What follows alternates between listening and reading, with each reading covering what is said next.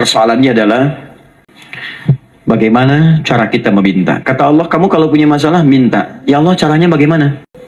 Karena sesuatu yang dikerjakan tanpa ilmu dan tidak tahu caranya, itu bisa keliru. Hidup itu menyembah Allah tidak cukup dengan iman, Bu.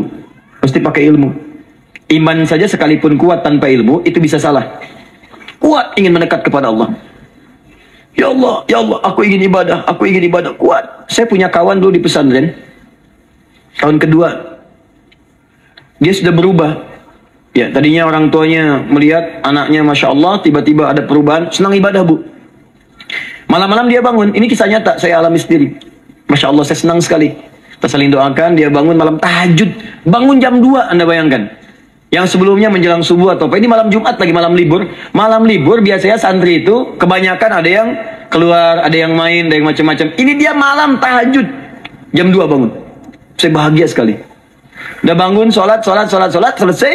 Cuman pas waktu mau subuh, kok saya lihat tidur. Saya bangunkan kan. Fulan, bangun. Oh iya, kata iya. Oh mungkin nanti mau nyusul. Saya pikir istirahat dulu. Saya ke masjid lah. Udah ke masjid, dah selesai. Kita diskusi di masjid, selesai. Semua pulang saya jam 7. Saya lihat masih tidur juga. Barangkali dia sudah tadi sholat mungkin di kamar, nggak sempat ke masjid karena capek. Tapi saya lihat kok posisinya nggak berubah. Di situ juga. Akhirnya setengah jam saya tunggu, saya bangunkan. Bangun.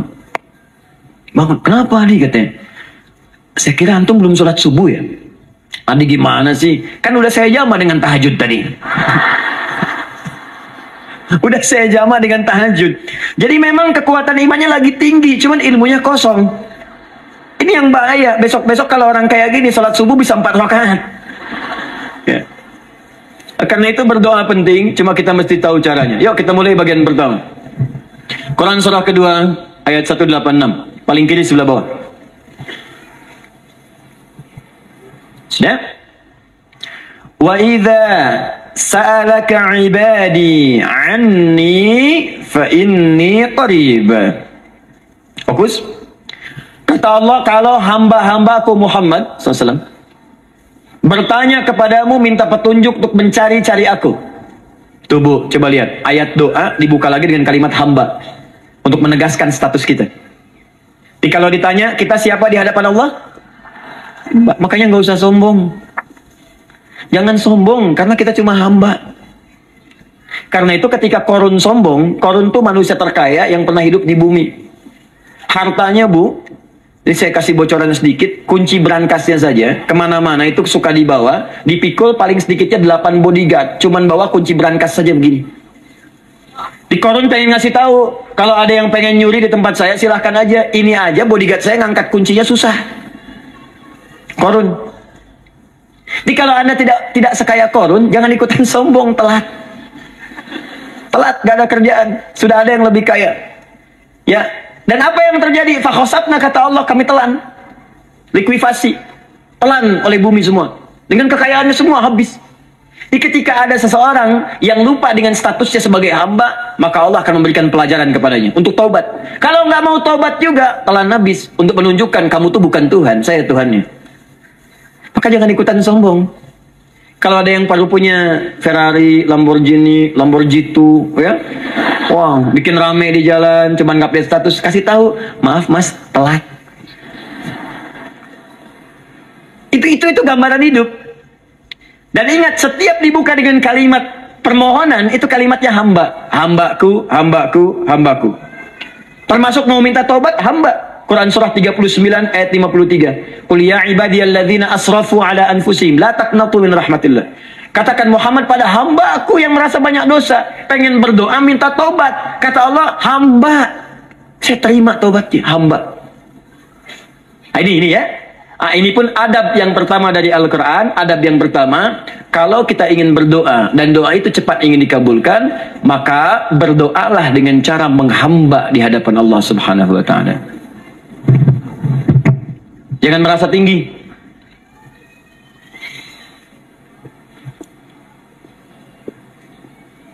Saya turunkan caranya. Bagaimana cara menghamba itu dengan cara yang baik? Fokus. Wa idza sa'alaka ibadi anni, Muhammad SAW, jika ada hamba-hambaku bertanya padamu tentangku, ingin mencari-cari aku. Masya Allah, ibu maaf ya, biasanya kan kalau orang mencari Allah, ingin mendekat kepada Allah, entah itu datang ke masjid, bangun malam, biasanya motifnya cuma dua. Satu, ada kebutuhan, pengen berdoa, terus dekat sama Allah. Besok mau arisan, malamnya tahajud. Anak mau ujian baru puasa, gitu kan? Suami ada proyek, nah, baru baca Quran, gitu kan? Terus itu biasa itu, biasa. Jadi fitrah bu. Tumben jeng tahajud, fitrah. Itu biasa itu. Ya. Yang kedua, taubat dari maksiat. Taubat. Seorang taubat ke masjid, bangun malam, doa, itu biasa. Jadi kalau ada seperti itu tandanya kita hamba normal manusia. Fa inni qarib, kata Allah, katakan Muhammad SAW, katakan kepadanya, janganlah mencari, aku dekat. Dekat, jangan mencari, aku dekat. Jadi bu, ketika kita butuh Allah, langsung dijawab oleh Allah. Kamu mau apa? Aku dekat. Itu secara psikologi memberikan ketenangan yang paling dalam. Saya belum datang di sini sampai jam 8. Ibu tanya panitia, ustadznya mana sih? Ukti, ustadznya mana? Jawaban pertama misalnya, ini belum jelas dia ustadznya. Gak ada kabar. Yang kedua mengatakan, tenang saja, ustadz sudah dekat. Maka yang kedua itu lebih menenangkan kepada kita. Ketika ibu mencari, ya Allah, saya sedang ada masalah, langsung dijawab oleh Allah. Tenang, aku dekat denganmu. Mau minta apa? Itu bu, jadi kalau ibu sedang punya persoalan, psikologi Al-Quran mengatakan, langsung merasakan Allah itu bersama kita, dekat, menunggu kita mau minta apa. Ibu punya masalah dengan suami, ingin mengadu. Lu kata Allah, saya dekat, kamu kenapa? Ada masalah apa? Ayo minta, ayo cerita. Mohon. Ibu punya masalah dengan anak, ibu punya masalah dengan tetangga, di pekerjaan, kehidupan sosial. Kata Allah, saya dekat. Nah, perasaan itu hadirkan dalam jiwa kita. Ini sekarang jarang didapatkan. Jadi kalau ada masalah itu, hal pertama yang dilakukan itu belum ingat Allah, itu masalahnya. Di kebanyakan manusia itu kalau punya masalah, selalu ingin yang pertama itu solusinya. Bukan Allahnya. Kan pemilik solusinya Allah. Jadi kalau kita ingat pada yang memiliki, maka apapun yang kita minta akan diberikan. Bahkan ada orang yang saking ingatnya dengan Allah, sebelum minta sudah dikabulkan. Itu yang dahsyat. Nah, sekarang setelah kita paham tentang kedekatan ini, kemudian kita praktekkan. Jadi bu, ya maaf ya, ketika ibu punya masalah apapun, yang pertama diingat Allah. Allah, Engkau telah berjanji, Engkau pasti akan tepati. Ya Allah, sekarang aku ada persoalan. Nah, sekarang teruskan ayatnya. Ujibu da'watad da'i idza da'an. Ujib.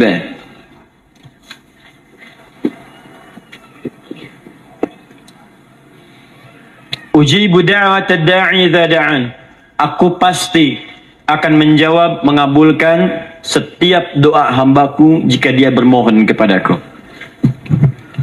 Saya ingin ajarkan sedikit di gramatikal bahasa Arab. Ujib itu disebut dengan fi'il mudhari namanya. Saya kasih rumus cepat bu ya. Insya Allah kalau ibu fokus dengan rumus ini, ibu nanti bisa memahami Al-Quran dengan baik. Saya kasih satu kalimat, hafalkan baik-baik. Ini gampang kok. Anita. Ya, Anita. Sudah? Anita. Baik. Hamzah, nun, ya, ta. Satukan Anita. Kalau di dalam kalimat ibu baca Al-Quran, di depannya ada huruf hamzah ini, atau nun, atau ya, atau ta, maka itu rumus mudhari namanya. Nggak usah dihafalkan mudharinya. Ya, nggak usah dihafalkan sampai bikin misalnya satu ungkapan, Anita istrinya Pak Mudhari. Nggak usah, nggak ada kerjaan. Ya, nggak usah dihafal. Saya hanya ingin tunjukkan pemahaman. Kalau ada bentuk seperti ini punya 3 makna. Kalau dalam bahasa Inggris itu disebut present, ya, continuous, dan future. Present, continuous, and future. Sekarang, terus, sampai kapanpun. Sekarang, terus berlangsung, continuous, and future, sampai kapanpun di masa depan. Ini bentuknya disingkat dengan rumus ini, Anita. Di dalam konteks pengabulan doa, kata Allah, ketika saya akan kabulkan. Kalau kamu punya masalah, kamu berdoa, saya akan kabulkan. Nah, kalimat Allah saya akan kabulkan ini bentuknya menggunakan mudhari. Ada hamzah di depannya, ujib. Artinya apa? Kalau ibu sekarang berdoa, saya akan kabulkan, kata Allah. Terus kamu berdoa, saya akan jawab. Nanti pun punya masalah di masa depan, kamu berdoa, saya jawab juga. Jadi artinya, tidak ada doa yang sia-sia. Semua doa, ingat, sepanjang kita butuhkan, pasti Allah berikan. Doa itu, sepanjang kita butuhkan, pasti akan dijawab.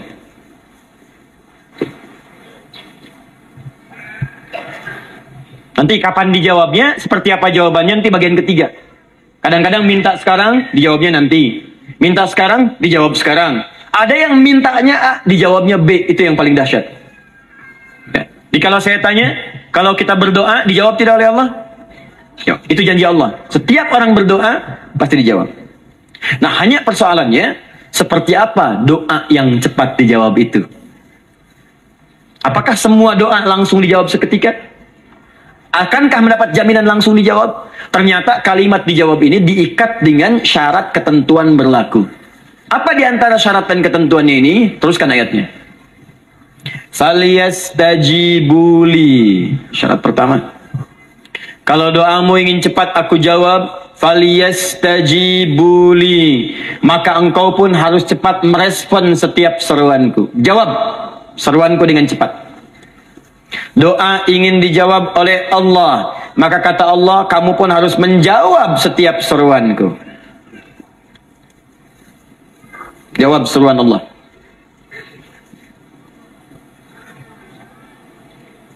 Ayo respon, adil. Maunya dapat gaji aja, kerja nggak mau. Ya? Apa ibu pikir duduk manis, santai di ruangan tengah, tiap bulan suami datang berikan uang belanja? Belum tentu. Kalau sikap tidak bagus, ya interaksi tidak mulia, maka belum tentu itu didapatkan. Maka syarat pertama kata Allah, kalau doamu ingin cepat aku jawab, maka setiap aku seru, cepatlah engkau kemudian kerjakan dan jawab itu. Jadi ternyata seruan Allah itu terkait berkelindan dengan pengabulan doa.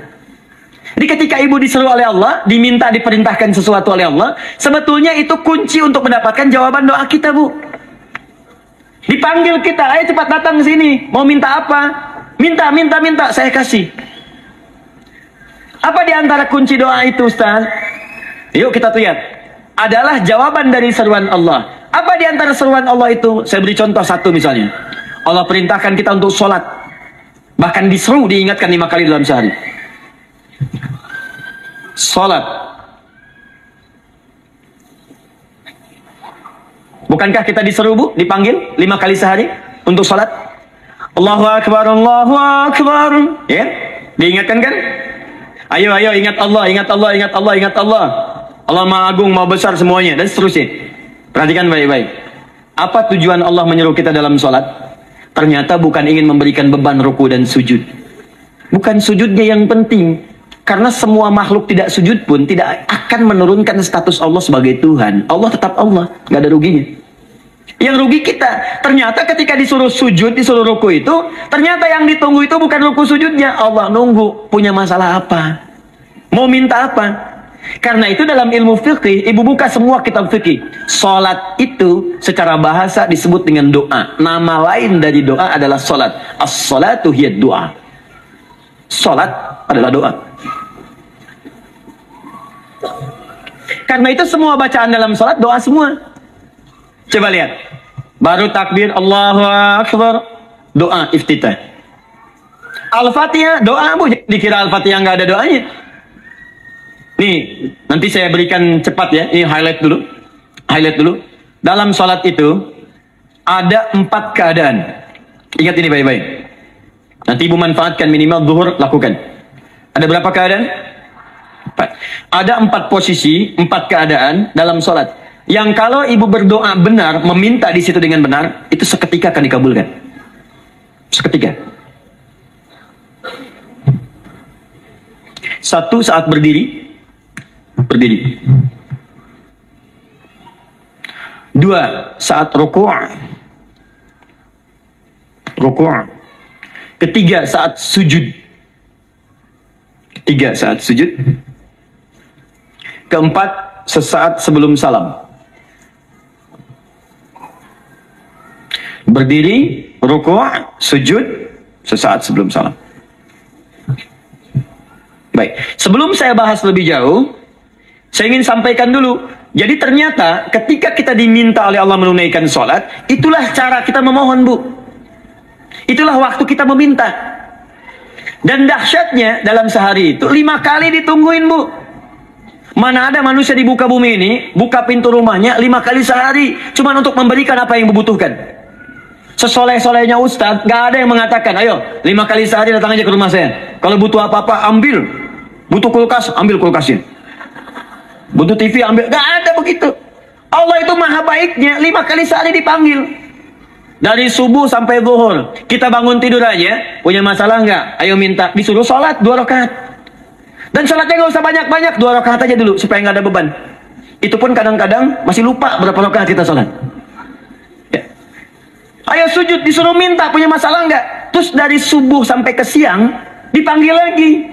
Punya masalah lagi nggak? Disuruh zuhur 4 rakaat. Karena waktunya cukup panjang, suruh 4. Ayo minta. Ada masalah apa? Minta sujud kita. Minta mohon. Dari zuhur ke asar ditanya lagi, ada masalah nggak? Panggil lagi. Ke maghrib sampai ke isya sebelum tidur, supaya tidurmu enak, masalah nggak ada, tenang, nikmat, nyaman istirahatnya. Ada masalah nggak? Disuruh sholat lagi. Jadi kalau orang paham sholat itu kunci kebahagiaan, dia akan senang menunaikan sholat. Makanya ketika ibu bertanya, kenapa saya sholat? Dijawab oleh muadzin, hayya 'alas shalah, ayo sholat. Kenapa sih sholat? Hayya 'alal falah. Yuk bahagia. Ayo tenang. Yuk dapatkan apa yang kamu inginkan. Falah. Jadi kalau orang paham sholat itu menyelesaikan persoalan, tentu orang akan berbondong-bondong semangat untuk menunaikan sholat. Cuman sayang segelintir orang itu menilai sholat sebagai beban. Jadi sebagai kewajiban beban saja, makanya sholatnya nggak nikmat. Korok tadi dulu, ayo asar doi. Ya bagaimana doanya bisa dijawab? Anda datang pada orang, tapi datangnya dengan marah-marah, datangnya dengan mencelanya. Bagaimana dia bisa memberikan kebutuhan Anda? Anda datang pada Allah dengan niat yang tidak ikhlas. Setelah itu kemudian menggunjingkannya, bagaimana bisa dijawab? Tuntutan tinggi, tapi datang tidak membawa prestasi, bagaimana bisa diberi? Catat tuh, bikin status. Paham ya? Nah ini bagian pertama. Jadi cara pertama, respon kata Allah, seruan Allah. Rumus pertama sholat. Nah sekarang saya ajarkan lagi. Ini belum selesai nih Bu. Ini panjang bahasannya nih. Sampai jam berapa kita? 10 ya? Lumayan. Pak mau sampai jam 5 silahkan. Saya jam 10 selesai. Ya. Lihat sini. Oke, saya punya sekitaran 1 jam kurang ke depan. Saya ingin terangkan sedetil-detilnya gitu ya. Dan saya hanya menyampaikan isi Al-Quran. Quran, hadis, Quran, hadis. Sekarang gini, Ustadz saya sekarang paham, sholat berarti kunci untuk menyelesaikan masalah. Di sholat saya akan memohon. Sekarang Ustadz, bagaimana cara saya merespon sholat? Kan kata Allah, saya menyeru, respon gitu kan? Kita dipanggil sholat nih, Allahu Akbar, dipanggil. Bagaimana cara meresponnya? Sebelum minta. Awas, ibu ingin datang mengajukan proposal. Datang kepada wali kota, datang kepada gubernur, datang kepada presiden, datang kepada menteri sebelumnya. Bukankah ibu mempersiapkan diri? Penampilan ditata, proposal dibagus-bagusin gitu kan? Yang paling hebat itu kadang-kadang malam-malam latihan depan cermin. Bapak wali kota yang saya hormati, lihat semuanya tuh. Dan yang paling luar biasa, maaf ya, janjian jam 7 dengan Pak Wali Kota, datang jam 6 ke Balai Kota. Sekarang ibu punya janji dengan Allah. Janji itu sudah diketahui sebelum pertemuannya. Kalau tidak percaya, 5 waktu ini ibu sudah hafal Bu. Ya bahkan disuruh ngapalin oleh Allah. Buka Quran surah ke-4. Surah ibu, surah mama, An-Nisa. Ayat 103. Quran surah 4 ayat 103. فإذا قضيتم الصلاة فاذكروا الله قياما وقعودا وعلى جنوبكم فإذا اطمأننتم فأقيموا الصلاة. Lihat ujung ayatnya. Innas salata kanat 'alal mu'minina kitaban mawquta. Sungguh semua waktu salat itu telah ditetapkan waktunya bagi orang beriman. Itu terjemahan biasa. Kalau terjemahkan pakai ilmu balaghah, sungguh orang beriman itu hafal waktu-waktu salat. Tahu waktunya. Apalagi kalau di waktu itu ibu punya kepentingan, pasti hafal. Kalau ibu benar memprioritaskan sholat dan menilai sholat sebagai solusi hidup, menilai sholat sebagai kebutuhan, ibu pasti akan hafalkan itu, Bu. Nih ya, ibu dapat bagian arisan nih, bulan ini misalnya. Dan memang bagian jatah ibu, demi Allah saya katakan, sebulan sebelumnya ibu sudah hafal tanggalnya kapan. Bahkan di kalender tuh diwarnain. Papa, bagian mama nanti bulan ini. Tuh. Dicatat semua, di tempat siapa, jam berapa, datang dengan penuh keceriaan dan kebanggaan. Luar biasa. Hanya untuk urusan dunia, yang itu habis gitu. Jika dia tidak meninggalkan ibu, ibu yang meninggalkan dia duluan. Sekarang 5 kali sehari, semua diberikan, bahkan lebih daripada dunia dan seisinya. Harusnya sih wajarnya dihafalkan waktunya, dan ibu hafal. Ayo, subuh jam berapa sekarang? Lihat sini, bukan ke atas. Ditutup tuh. Tuh, sana tuh. Subuh jam berapa? Ayo ngelihat ke sana, 4:43. Zuhur jam berapa? Tuh, asar, maghrib, isya. Itu kan kunci ibadah. Dan kunci ijabah, kunci ibadah, kunci ijabah. Di situ ada pengabulannya. Ini gimana mau minta, waktu permintaannya aja nggak hafal. Gimana mau bermohon, datangnya aja telat. Karena itu, bagaimana cara merespon seruan Allah? Diaturlah di Quran surah kedua ayat 152. Paling kanan sebelah bawah. Quran surah kedua ayat 152. Ibu masih ingat? Bukankah sholat disebut sebagai zikir? Masih ingat? Ya, di surah ke-20 ayat 14. Wa aqimis sholata lidzikri, tunaikan sholat sebagai zikir kepadaku. Sekarang lihat ya. Lihat ketentuan Allahnya. Kalau ibu dipanggil untuk sholat, dipanggil untuk zikir, cepat respon. Ibu cepat respon, Allah pun akan cepat merespon permintaan ibu. Lihat kalimatnya. Fadhkuruni azkurkum. Fadhkuruni azkurkum. Kalian mengingat saya, maka saya pun akan ingat dengan kalian. Kalian zikir kepada saya, ingat saya, kata Allah, maka saya pun akan ingat kalian. Di antara makna zikir, sholat. Jika ibu sholat mengingat Allah dengan cepat, maka Allah pun akan cepat mengingat kita. Contoh.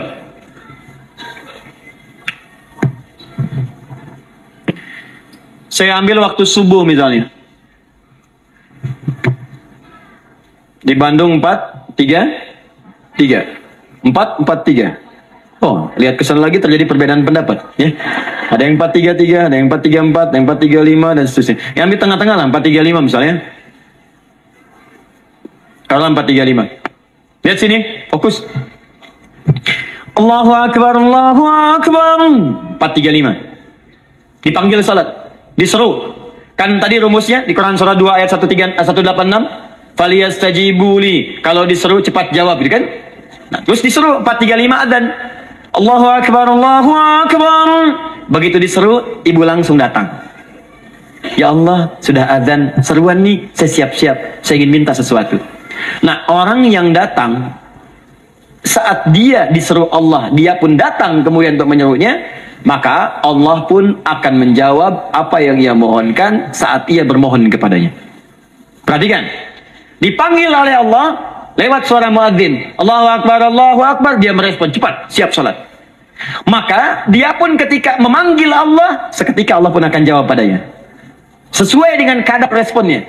Dipanggil saat itu, dia menjawab. Maka Allah pun akan ingat kepadanya hanya saat dia memanggil saja. Di saat panggil, diingat. Panggil, diingat. Jelas? Ini yang hebat. Dipanggil 4-3-5. Allahu Akbar, Allahu Akbar. Dia sudah ingat dari sejak jam 3 lewat 45. Dia bangun jam 3. Bisa. Padahal belum dipanggil. Datang. Bahkan Masya Allah, melakukan warming up dulu. Tahajud. istighfar, baca Al-Quran sebelum dipanggil. Masya Allah Bu, ibu mau datang misalnya ke istana, janjian jam 7, datang jam 6. Di situ ibu kerjakan yang baik-baik dulu. Wah, lihat. Terus kelihatan CCTV kan?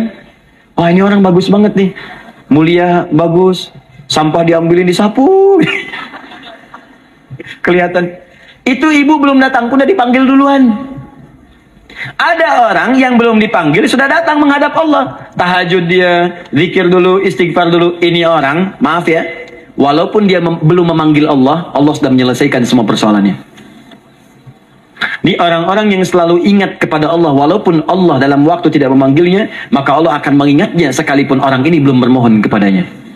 Maka ibu nanti akan temukan orang-orang yang langsung diselesaikan persoalannya oleh Allah bahkan sebelum dia bermohon kepadanya. Ada orang yang seakan gak punya masalah, Bu. Bukan gak punya masalah, sebab setiap dia punya masalah, masalahnya diringankan oleh Allah. Seakan-akan gak ada beban. Ah, ini indah hidupnya. Enak. Butuh sesuatu, sebelum nyari, datang. Ada persoalan, senyum dikit, selesai. Orang macet mengeluh, bikin status, dia macet malah senang. Dan hatinya dilapangkan oleh Allah. Bayangkan ada janji rapat jam 9, setengah 9 masih macet. Diprediksi di Google akan sampai 2 jam lagi. Yang lain mengeluh, telepon sana, telepon sini, ini. Dia nggak aja, lapang aja. Alhamdulillah ya Allah, kasih macet. Murotal, saya mau dengerin surah Al-Baqarah. Buka, apalin. Partnernya nelpon. Sampai di mana, akhi? Ini sampai di surah Al-Baqarah ayat 186. Tidak ada yang sia-sia dari Allah. Sabar ya di sana. Ya, atau kita bisa koneksikan dari sini apa yang bisa saya selesaikan sekarang di sini, sehingga sampai sana kita tinggal kesimpulan saja. Tenang hatinya. Ada gerasak, busuk, gulisah gini, telepon sana sini, klaksonin. Dasar lampu merah, lama, birunya sebentar. Padahal biru nggak ada, yang ada hijau kan. Jadi kalau sudah begitu enak, Bu. Yang perempuan ada di Quran Maryam. Maryam kan perempuan. Dan Maryam itu bukan nabi, bukan rasul. Ingin memberikan pesan kepada ibu, perempuan dimanapun, tidak harus jadi nabi supaya doa cepat dikabulkan. Tidak harus jadi rasul. Ini Maryam bukan nabi, bukan rasul, tapi dia ini luar biasa. Sebelum dipanggil udah datang. Zikirnya tak terlukiskan. Mohon kepada Allahnya luar biasa. Menjaga diri dari hal yang dilarang oleh Allah. Apa hasilnya? Sebelum diberikan bahkan oleh pamannya sudah ada kebutuhannya. Quran surah ketiga ayat 37. Kullama dakhala 'alaiha Zakaria al-mihrab wajada 'indaha rizqa. Setiap pamannya mau memberikan kebutuhan Maryam sudah ada di dalamnya, Bu. Sudah ada. Itu luar biasa. Mau makan, makanan ada. Mau anggur, anggur ada. Ya. Wah, itu luar biasa, Bu. Jadi bermohon bahkan sebelum waktunya. Sentuhlah ia tepat di hatimu, maka ia akan jadi milikmu untuk selamanya. Itu doa tuh. Aduh, mana-mana. Paham? Tuh. Ini kalau yang standar-standar saja itu biasa. Pakai datang sebelum waktunya. Datang. Atau datang pas dipanggil. Standar. Jadi kalau 4.35 adzan, Allahu Akbar, Allahu Akbar. Ibu bangun. Siap sholat, siap sholat. Itu standar. Yang dulu bahagia. Naikin lagi levelnya. Yang celaka itu ya ini nih. Dipanggil 4.35, baru bangun 5.34. Sholat subuh belum, nuntutnya udah banyak. Ya Allah, kurang apa lagi aku bermohon kepadamu. Sudah aku meminta sekarang, sholat subuh aja belum. Jadi mana keadilannya? Jadi yang pertama, respon seruan Allah. Disitulah Allah pun akan cepat merespon apa yang kita kemudian butuhkan. Jadi yang pertama lewat sholat ya Bu ya. Ingat sholat. Dan sholat itu tadi dari 4 posisi saya ajarkan yang pertama saja satu. Supaya nggak terlampau panjang ya. Berdiri Bu. Saya ajarkan satu. Setiap ibu dalam keadaan berdiri dan membaca Al-Fatihah. Pada kalimat Iyyaka na'budu wa iyyaka nasta'in. Ingat, pada kalimat Iyyaka na'budu wa iyyaka nasta'in, maka sertakanlah di hati kita apa persoalan yang dirasakan untuk bermohon kepada Allah. Saya ajarkan cepat. Kalau ibu mau belajar lebih detail, ikuti kajian kami di fikih salat. Sifat salat Nabi sallallahu alaihi wasallam. Nanti saya terangkan semua dalilnya. Insyaallah sepanjang yang saya ketahui. Baik. Dasarnya ini, dasarnya Quran surah ketiga ayat 38 sampai 39. Dan dikuatkan nanti di hadis qudsi. Ibu kenal Nabi Zakaria? Ya kenal ya. Ya selamat lah Bu. Alhamdulillah. Episode ke-15 kenal Nabi Zakaria. Luar biasa. Alhamdulillah. Nabi Zakaria punya persoalan, sudah berumah tangga, belum ada keturunan, fisiknya sudah letih, rambutnya sudah memutih, dan mohon maaf, istrinya divonis monopos dan mandul. Secara medis klinis. Apa yang beliau kerjakan? Sholat. Dalam sholatnya bermohon kepada Allah. Perhatikan permohonannya. Qala rabbi habli min ladunka dzurriyyatan thayyibah. Ya hunalika da'a Zakaria rabbah. Qala rabbi habli min ladunka dzurriyyatan thayyibah. Innaka sami'ud du'a. Ya Allah, aku bermohon kepadamu, anugerahkan aku keturunan. Semua mengatakan aku gak mungkin punya keturunan. Hanya engkau yang tidak punya batas dalam pemberian. Engkau pasti mendengar doa saya. Kalau pada yang maha mendengar tidak mengabulkan juga, lantas kepada siapa lagi aku mesti memohon? Doa ini dipanjatkan oleh beliau dalam keadaan sholat. Sedang berdiri dalam sholatnya. Jadi ibu maaf ya, tolong jangan salah berpikir. Semua nabi dan rasul, orang soleh sebelumnya itu sholat. Cuma kita lebih sempurna gerakan dan jumlahnya, sempurna. Orang dulu sholat. Nabi Musa sholat, Quran surah 20 ayat 14. Nabi Isa sholat, Quran surah 19 ayat 31 sampai 33. Nabi Ismail sholat, Quran surah 19 ayat ke-55. Semua sholat. Sholat. Nabi Zakaria saat punya masalah, sholat. Dalam berdirinya minta dalam sholatnya. Dari mana Ustadz taunya beliau minta dalam berdiri dalam sholat? Ayat 39 ya baca. Quran surah ketiga ayat 39. Fanadatul malaikah, maka doanya itu dijawab oleh Allah. Datang malaikat menyampaikan jawaban. Wa huwa qaimun yusalli fil mihrab. Sedangkan beliau masih berdiri dalam salatnya di mihrab. Masih berdiri dalam salat. Salat. Di dalam salat itu minta. Makanya semua bacaan salat itu permintaan isinya dan dikabulkan oleh Allah. Anallaha yubashshiruka bi Yahya. Allah kasih kabar gembira, engkau akan punya anak, langsung namanya dari Allah Yahya. Artinya hidup yang mustahil menurut manusia. Lahir dari rahim seorang perempuan yang divonis monopos dan mandul menurut medis. Kata Allah tidak ada yang mustahil bagiku. Lahir dan hidup dia, Yahya. Kapan terjadinya? Sedang sholat. Kapan saat sholatnya? Berdiri. Nah yang paling menarik Bu, umatnya Nabi Muhammad SAW ditunggu oleh Allah 5 kali dalam sehari. Dan dimintakan sebelum sholat untuk menyiapkan permohonannya. Maka turunlah Quran surah kedua ayat ke-45. Ibu lihat ayatnya. Wasta'inu bis-sabri was-salah. Bahkan ditegaskan lagi. Di Quran surah kedua ayat 153. Paling kanan sebelah bawah. Ya ayyuhalladzina amanu ista'inu bis-sabri was-salah. Yang pertama, nggak pakai panggilan iman. Wasta'inu, kata Allah, hey, kalau kamu punya masalah, jangan mengeluh, jangan berkeluh kesah, jangan terlampau banyak gelisah, cepat siapkan dirimu untuk menunaikan sholat. Siapkan permohonanmu, minta kepada aku lewat sholat. Kalau belum yakin, disebutkan imannya. Ya ayyuhalladzina amanu, hey orang-orang yang masih merasa punya iman, katanya punya iman. Jadi kalau ibu nggak mau minta lewat sholat, dipertanyakan imannya. Kamu punya iman gak? Kata Allah, yakin gak dengan saya? Kalau punya masalah jangan mengeluh. Datang pada saya minta. Lewat sholat, saya panggil sholat minta. Kalau masih merasa punya iman. Tuh, iman kita tuh dipertaruhkan di situ. Nah sekarang, saya berikan rumus bahasanya. Allah memanggil kita dengan bentuk jama, perintah jama. Wasta'inu, wasta'inu. Itu bentuk perintah. Wasta'inu, bentuk perintah.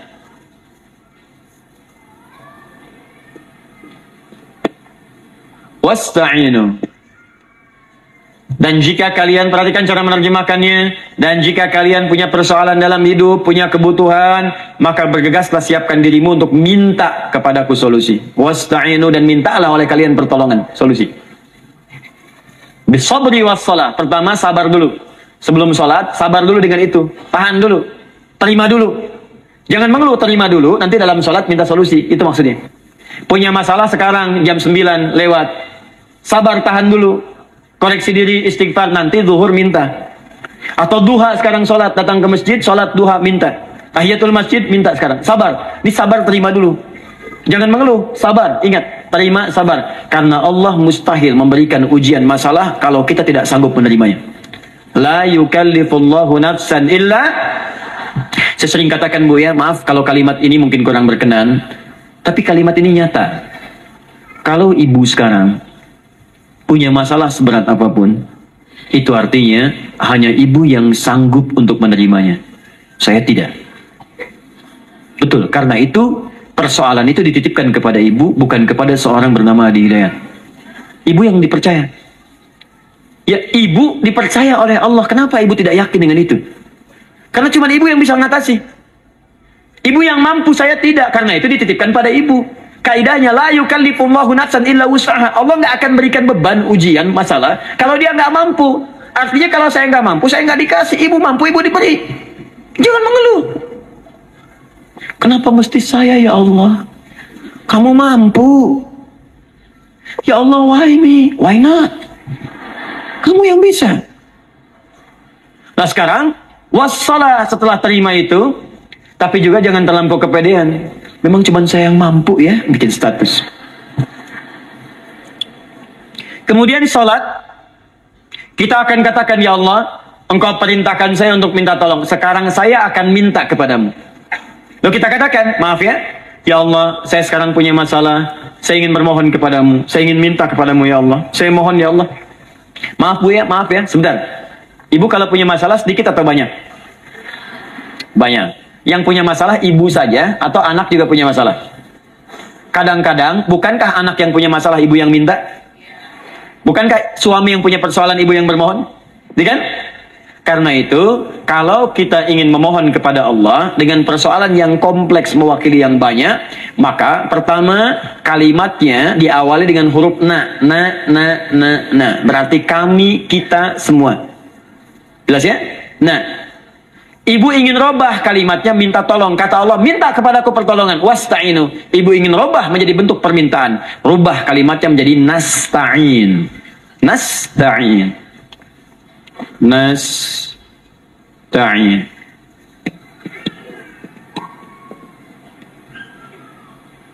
Wasta'inu nasta'in. Minta kepada siapa tadi? Allah. Boleh minta kepada selain Allah? Tidak. Hanya kepada Allah saja? Hanya kepada Allah saja. Hanya kepadamu ya Allah. Tidak kepada yang lain. Maka kalimatnya menjadi iyyaka. Iyyaka. Hanya kepadamu saja ya Allah. Engkau berjanji, kalau ada masalah minta aku berikan. Sekarang hanya kepadamu saja ya Allah, aku bermohon. Maka kalimatnya namanya iyyaka nasta'in. Sekarang saya tanya kepada ibu, apakah dalam sholat ibu membaca kalimat iyyaka nasta'in? Tuh. Saya mau tanya, ibu bacanya saat ruku atau saat sujud? Berdiri. Gak ada orang ruku baca kalimat ini. Allahu Akbar, iyyaka na'budu wa iyyaka nasta'in. Berdiri. Iyyaka na'budu wa sekarang saya bacakan hadis qudsinya. Tersambung dari Nabi sallallahu alaihi wasallam. Qala Rasulullah sallallahu alaihi wasallam, qala Allah azza wa jalla. Allah langsung yang berfirman lewat hadis qudsi. Perhatikan bahasanya. Qasamtu shalah baini wa baina 'abdi. Saya bagi dalam salat itu dua bagian, antara hak aku dan hak hambaku. Wali 'abdi ma sa'ala. Dan jika benar hambaku menunaikan kewajibannya dengan baik, menjaga hak-hak aku, maka pada saat itu apapun yang dia minta dalam sholat, aku akan berikan. Apapun. Kapan itu terjadi? Perhatikan kalimatnya. Idza qala al-'abdu, kalau hamba mulai membaca dalam sholatnya, Alhamdulillahi Rabbil Alamin. Alhamdulillah Rabbil Alamin. Qala Allah Azza wa Jalla, seketika Allah menjawab, Hamadani abdi, hambaku sedang memujiku. Ibu ingat baik-baik Bu ya. Ingat baik-baik. Setiap ibu baca Al-Fatihah dalam sholat itu Allah memperhatikan dan menjawab bacaan ibu. Tadi, masih ingat ketika saya katakan, wa idza sa'alaka ibadi anni fa inni qarib, Allah itu dekat. Ya. Wa idza qala al-'abdu ar-rahmanir rahim, kalau hamba melanjutkan ar-rahmanir rahim, qala Allah azza wa jalla, Allah langsung menjawab, athna alayya 'abdi, hambaku sedang menyanjungku. Wa idza qala al-'abdu maliki yaumiddin, ketika hamba berkata maliki yaumiddin, qala Allah azza wa jalla, Allah menjawab majjadani 'abdi, hambaku sedang mengagungkanku. Sekarang perhatikan kalimat ini. Wa idza qala al-'abdu, jika seorang hamba berkata, iyyaka na'budu wa iyyaka nasta'in, ya Allah, sekarang hamba sholat ibadah atas perintahmu, dan hamba minta, ya Allah, hamba punya masalah, hamba punya persoalan, dan kau janjikan minta dalam sholat. Qala Allah azza wa jalla, Allah jawab, hadza baini wa baina abdi, inilah perjanjian aku dengan hambaku. Wali abdi, kalau hambaku benar sholatnya sampai bacaan ini, masalah apapun yang dia minta sekarang aku akan kabulkan. Dalam berdiri. Cuman sayang, kadang-kadang dalam keadaan ini banyak yang tidak minta. Maka caranya saya sampaikan yang pertama, kalau ibu sudah sampai ke bacaan ini, iyyaka na'budu wa iyyaka nasta'in, sertakanlah dalam hati ibu. Gak usah dilafazkan. Sertakan, ibu punya masalah apa? Atau secara umum minta solusi. Minta. Nabi itu kalau sholat, Nabi SAW kalau sholat, itu kalau baca ayat-ayat Quran, itu seringkali berhenti, Bu. Sering berhenti. Kalau dalam ayat doa, beliau berhenti, mohonkan dengan baik. Kalau ayat-ayat surga, minta supaya umatnya ke surga. Ayat-ayat neraka, mohon supaya umatnya dibebaskan dari neraka. Minta. Kesaksiannya banyak. Hudzaifah al-Yamani pernah sholat di belakang Nabi, begitu. Abdullah bin Mas'ud radhiyallahu ta'ala anhu sholat di belakang Nabi, begitu. Ubay bin Ka'ab radhiyallahu ta'ala anhu salat di belakang Nabi, begitu. Di kesaksian mereka sama semua. Makanya seringkali itu nggak sadar, enak salat dengan Nabi itu. Nyaman. Kalau baca ayat surga seakan-akan pengen cepat ke surga. Kalau baca ayat doa berdoa, jadi nggak sadar. Rakaat pertama 100 ayat aja Al-Baqarah. Ya, kadang-kadang lewat ke Ali Imran. Pernah rekornya 5 juz 4 halaman, An-Nisa ayat 176 baru berhenti. Ya walaupun besoknya nggak pada ikutan lagi. Ya. Karena merasa ini kapan rukunya gitu, sekarang atau nanti, sekarang atau nanti. Tapi enak. Nah, saya ajarkan satu hal, kalau kita sampai pada bacaan Al-Fatihah tadi, jeda sejenak, Bu, rasakan itu, minta. Minta. Setelah itu, Allah ajarkan satu lafaz, kalau lafaz ini benar dibacakan oleh ibu, benar dibacakan, maka seketika doa akan dijawab. Langsung dikabulkan. Apa bacaan itu? Nanti dalam pelajaran selanjutnya kita akan bahas ya, insya Allah. Masih ada waktu? Oh ya, kalau masih kita bahas ya. Masih. Ada sesi mau jawab pertanyaan dulu, diskusi dulu, atau saya teruskan sebentar? Teruskan ya. Baik, kalau kita sampai jam 10, saya jeda sampai ke 9.45. Jadi 15 menit kita bisa diskusi ya. Baik. Apa lafaz yang kita bisa mohonkan? Teruskan ayatnya. Ihdinas siratal mustaqim. Ihdinas siratal mustaqim. Ihdinas siratal mustaqim. Ini Bu, nanti Ibu lihat dalam kajian tafsir yang kami sampaikan, juga dalam kajian fikih salat saya bahas dengan detail. Di sini singkat saja, singkat padat. Ihdina itu, ya Allah berikan kami hidayah, berikan kami jalan, berikan kami petunjuk, tunjukkan kami jalan yang lurus. Kalimat ihdina asalnya dari kata hidayah. Hidayah, jamaknya hudan. Ihdina, berikan kami hidayah, berikan kami hudan. Kalau tunjukkan kami jalan yang lurus, itu terjemahan Bu, terjemahan. Kalau ibu ingin makna tafsir per huruf, per kalimat, bahkan per harokat, itu semua ada maknanya. Karena semua kalimat Quran itu mukjizat. Ihdina dari kata hidayah, hudan, berikan kami hidayah. Hidayah dalam bahasa Arab itu banyak maknanya. Bisa solusi dari semua persoalan, bisa jalan menuju kemudahan, bisa kesuksesan, bisa petunjuk, banyak. Kalau dikumpulkan namanya hudan, hudan. Makanya Al-Quran disebut hudan, karena di Quran ada semua. Solusi ada, petunjuk ada, kemudahan ada. Dzalikal kitabu la raiba fih, hudan. Al-Quran hudan. Syahrul Ramadan alladzi unzila fihi al-Quran hudan linnas. Isi Quran semua hudan. Di situ ada solusi, di situ ada petunjuk, di situ ada kemudahan. Kalau kita ingin minta semua itu, kalimatnya dikatakan fi'il amr lit talab, permohonan dalam bentuk kalimat permintaan. Ihdina, berikan kepada kami hudan. Kalau sudah mengatakan ihdina, artinya minta solusi, minta kemudahan, minta petunjuk. Jadi ketika ibu mengucapkan kalimat ihdinas siratal mustaqim, itu artinya, ya Allah, berikan kepada kami solusi dari masalah yang sedang saya hadapi. Berikan petunjuk dari persoalan yang sedang saya jalani. Berikan kemudahan, ya Allah, dari kesulitan yang tengah saya hadapi. As-siratal mustaqim, yang lurus, yang gampang. Karena jalan yang gampang itu lurus, gak berkelok Bu, langsung ke tujuan. Saya mau ke sini jalannya belok-belok, gak langsung kan gak enak. Ibu mau ke satu undangan, jalannya belok sini, belok sini, belok sini, belok sini. Kelokan 9, kelokan 7, kelokan 8. Ya. Kan rasanya berliku. Ibu ingin mendapatkan solusi, tapi dilempar-lempar. Sini dulu, berkelok. Sini dulu, sini dulu, sini dulu. Kenapa nggak ibu lurus dapatkan langsung? Dalam bahasa Arab, apalagi kalimat yang fasih, mendapatkan sesuatu dengan gampang, dengan mudah. As-siratal mustaqim, lurus ke tujuan, cepat, mudah. Apalagi ke surga nanti, tunjukkan kami jalan yang lurus, yang benar, hak dari Allah dan mudah didapatkan. Itu maksudnya. Ini bukan sekedar tunjukkan jalan yang lurus, solusi yang mudah, yang gampang, yang cepat. Paham di sini ya? Seperti orang-orang dulu mendapatkannya. Siratal ladzina an'amta 'alaihim. Seperti orang dulu mendapatkan semua kenikmatan ketika mereka bermohon kepadamu ya Allah. Siapa mereka? Ada 4 golongan disebutkan di Quran surah keempat ayat 69. Ada para nabi, orang-orang jujur siddiqin, para syuhada dan orang-orang soleh. Ya, wa may yuti'illaha wa rasul fa ulaika ma'al ladzina an'ama Allahu 'alaihim minan nabiyyina was-siddiqina wasyuhada was-shalihin. Para nabi dulu berdoa, ya Allah, saya ada masalah, dikabulkan. Kita minta, ya Allah, sekarang saya berdoa, tolong kabulkan seperti nabi-nabi dulu dikabulkan. Nabi Ayub sakit, berdoa dikabulkan. Kita sakit, dikabulkan.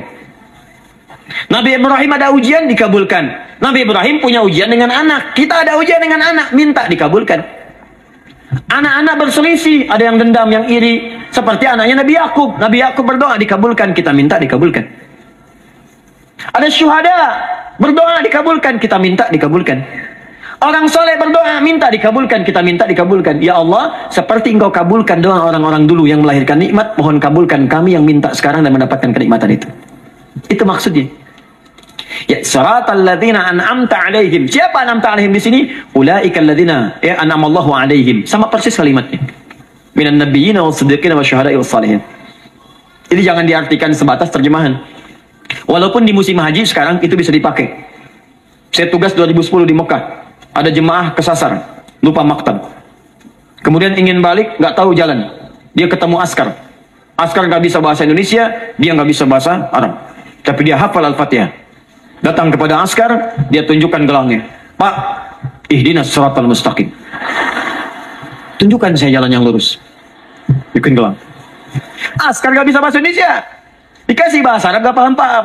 Tapi askar ini pun cerdas. Dia tunjuk, dia lihat gelangnya. Oh, maktab sana. Siratal ladzina an'amta 'alaihim ghairil maghdubi 'alaihim waladdallin. Lurus, jangan belok-belok. Kalau belok nanti engkau tersesat atau dicaci maki orang. Maghdub ya dicela orang. Dhalin tersesat, kan? Jangan dicela, jangan sesat, lurus. Tapi kalau dalam berdoa dalam sholat minta di hati hadirkan. Jelas ya? Nah, itu posisi pertama. Jadi, pertama minta lewat sholat.